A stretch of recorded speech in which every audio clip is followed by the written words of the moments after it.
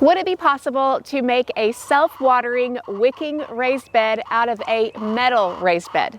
This is something I was determined to find out. I asked my husband, who is much better at engineering, to help me out with this project. So today I'm going to share with you the beginning to the end, and we will find out once and for all whether it worked when we add water to this bed.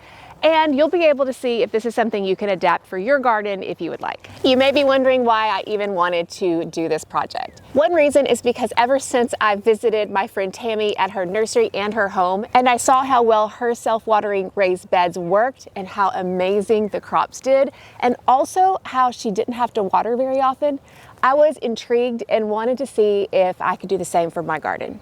But I've already got irrigation on all of my beds except this tall Birdie's raised bed. And because it is further away from all the other beds, I figured this would work really well. That way I wouldn't have to worry about adding top irrigation, and all I have to do is fill up the reservoir when needed. But the challenge was, how was I going to apply the principles of the wicking bed to a metal raised bed? After all, it's harder to drill that drainage hole out of metal, and it's not like I could staple the plastic to the top of the bed like you can on wood. So as you can see, we definitely made some modifications, but I'm hopeful that this will work and it will be something that I will end up enjoying. The two questions would be, number one, did it work? And number two, was it worth it? After I show you the process, I'll attempt to answer those two questions for you. Come along with me and I'll show you exactly what we did to make this bed a self-watering raised bed. If you're new to the self-watering wicking raised bed concept, here's the basic principle. The bottom of the bed is filled with rocks placed on top of plastic, creating a water reservoir. Then landscape fabric is placed on top of the rocks before soil is added. To keep that soil from becoming waterlogged, which can lead to root rot, we need a drainage pipe at the top of the rocks. The first and most challenging step was for us to create that drainage hole where the pipe would extend in the bed. Dealing with metal, and corrugated metal at that, clearly wasn't as easy as doing the same with wood. But with the use of a few power tools, my husband created a hole as the first step in this process. Obviously, this wasn't perfect. He did accidentally drill a bit too far, but it was nothing that silicone caulking applied later couldn't remediate. After the hole was drilled, he used the file to smooth the rough edges. This was necessary not only for safety, but also to keep the sharp metal from puncturing the plastic. I should note that as my husband is drilling this hole, that this is not something that Birdie's would probably recommend doing for obvious reasons, but it's something that we decided to take a chance on. But I thought it would be important to throw out that disclaimer. We're definitely taking a risk on this, but it was a risk I was willing to take to see if this would work. The next step after drilling the hole was to lay landscape fabric around the bed. Another thing we realized is that with this Birdie's raised bed, you've got the screws, which make it really easy to put the bed together, but the screws are kind of sharp and we were worried that the screws could puncture the plastic, so that's why we're going to line to protect the plastic from puncturing from these screws as well. Now that we have the landscape fabric in the bed, we're going to line it with plastic. We got this at Lowe's. This is 6 mil plastic, which is about the minimum that we would want. So just to make sure we don't have any leaks, we are going to double it up, because if this leaks at all, then the whole system won't work appropriately. So now we're going to line the whole bed with this plastic. Come towards me and just get it inside. Just get it inside here. There we go. Now, let's figure this out. Get all the layers put in, okay? You know, the fabric, the 2 layers of plastic. Probably need to shift it this way a little bit here in a minute. It's got clamps, so don't do it just yet. Then once we have the second layer of plastic in, we can start putting some rocks in there and get it into the sides, and then we can start trimming it.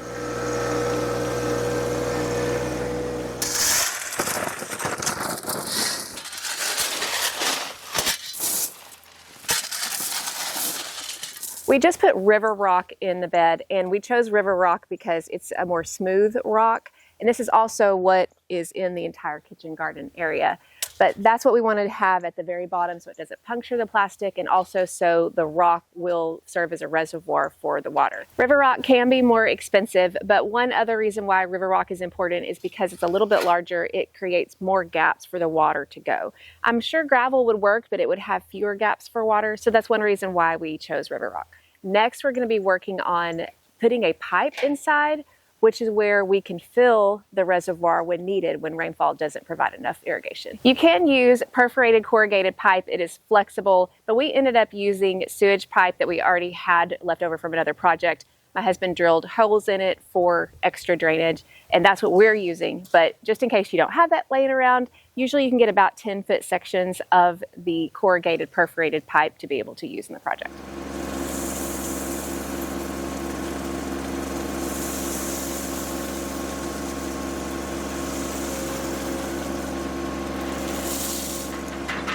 What he's doing now is he's poking a very small hole in the plastic so that we could have this drainage pipe, so that when there's so much water that gets into the rock, whether we manually fill it up or if it's from more rainfall, we want this to be able to drain out, so that way it doesn't create too much water and create root rot in the plants that are up here.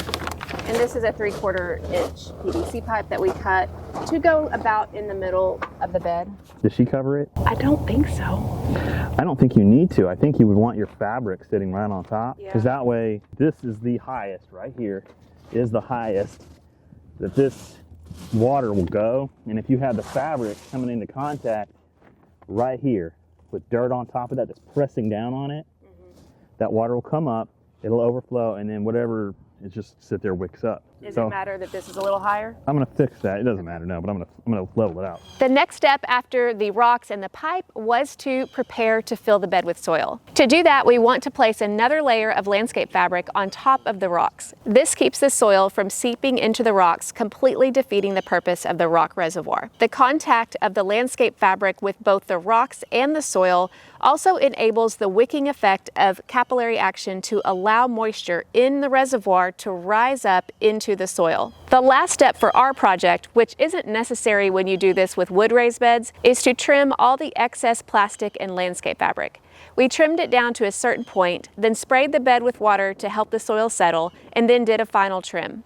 The goal is for none of the soil to escape the plastic and landscape fabric layers. Now all that's left is to fill the reservoir and see if it works. We added this cap so that we could keep creatures, mosquitoes, bugs, dirt, anything else out of this reservoir. While I'm waiting for this to fill and start to drain, which means I know that the reservoir is full. Overall, the purpose of this is to just be able to drain overflow so that we don't get too much moisture here and not enough oxygen where the soil is, again, to prevent root rot. So now I'm just waiting for the overflow to ensure that it's working properly. But the good thing is when we ever have several inches of rain and the rest of my garden soil gets very badly waterlogged, I'll have this extra reservoir, and then the plants will be able to use that rainwater for a long time because it'll stay captured in here. So that's the exciting possibility of all this. So was it worth it? After about 4 hours of labor with 3 of us working on this, yeah, it was a fun DIY project for a beautiful spring day. But there were other garden tasks that I probably needed to do a little bit more than this. And it was a lot of work. It was a lot of labor. And thankfully we did have a tractor that made adding the river rock and adding the soil and adding the compost that much easier. If we didn't have a tractor, or if we didn't have a way to get these materials delivered in bulk, I would say this would be a really hefty project to have to do, especially on a small scale. So if you're not one that wants to do the DIY, or you don't have ready access to many of these bulk materials or a tractor to make it easier, I would highly recommend the easier way to irrigate your raised beds, and that is the Garden in Minutes irrigation system. That's what every other metal raised bed that I have, plus most of my wooden raised beds have, and I've been using them for a couple of years. They do absolutely fantastic. I will tell you that my hope with this bed is that maybe I won't have to add as much irrigation from our city water to this bed. As we all know, rainwater is better for our gardens than our irrigation, especially if we have city water. So I'm hoping that lots of rain in the spring will be able to adequately supply our early crops, and maybe they will grow better with that rainwater in reservoir from the bottom than having to constantly irrigate on top. I have a feeling when all is said and done, I will be glad we took the time for the project and that it will work out well. But I'm also glad that, considering I have over 20 raised beds, that I have the Garden in Minutes irrigation to make that part simpler. But overall, this was a fun project, and I can't wait to see how this performs the rest of the summer. So make sure to follow along, and I will be sure to update you over the year. Now, if you're curious about how these beds actually work in a wooden setting, check out this video right here where I show you the original raised beds that Tammy at Green Thumb Nursery put in her nursery and in her home. You can see how it works and whether something like this would be a good option for you, whether you have wood or whether you have metal.